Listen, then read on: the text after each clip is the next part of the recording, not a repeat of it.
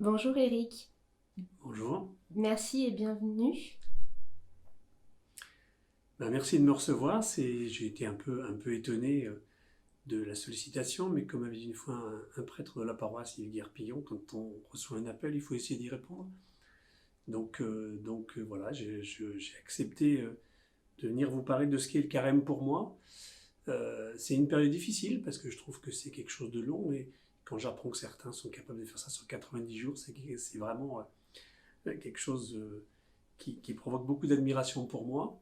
Le carême, c'est pour moi d'abord un chemin de conversion vers Dieu, de penser à cet événement incroyable qui est sa mort pour nous, pour effacer nos fautes, juste par amour, et d'essayer pendant 40 jours de faire quelques efforts bien loin de ceux qu'a fait le Christ, mais qui pour moi, dans mon petit quotidien, sont des petits efforts. Alors ça va être des privations de bonnes choses que je peux apprécier.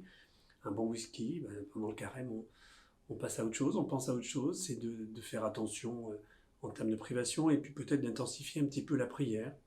Je me suis mis depuis le début du carême à réciter tous les jours une dizaine et je me dis que je vais continuer après parce que une dizaine à la Vierge Marie, c'est toujours quelque chose qui rapproche du Seigneur, elle est le chemin vers lui.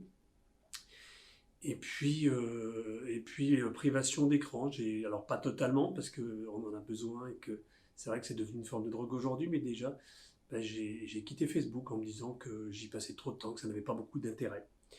Donc voilà, et puis c'est vraiment le chemin vers ce qui fait l'essentiel de notre foi, c'est-à-dire la résurrection du Christ au moment de Pâques, avec tout ce chemin qu'il a eu vers sa mort pour nous. Il y a une prière, moi, que j'aime beaucoup, que m'a fait découvrir ma femme, qui est une grande fan de Cotignac, et qui va pratiquement tous les ans. C'est une prière à Saint-Joseph. Alors, c'est l'année de Saint-Joseph, et c'est quelque chose d'un peu particulier.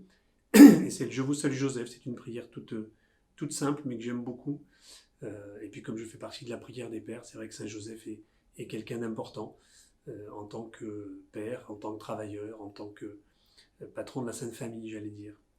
Donc la prière de Je vous salue Joseph, ce que je propose, c'est de la réciter tout simplement. Je vous salue Joseph, vous que la grâce divine a comblé. Le Seigneur a reposé entre vos bras et grandi sous vos yeux. Vous êtes béni entre tous les hommes, et Jésus, l'enfant divin de votre virginale épouse, est béni.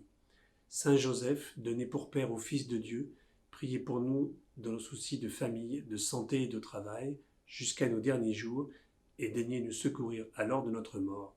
Amen.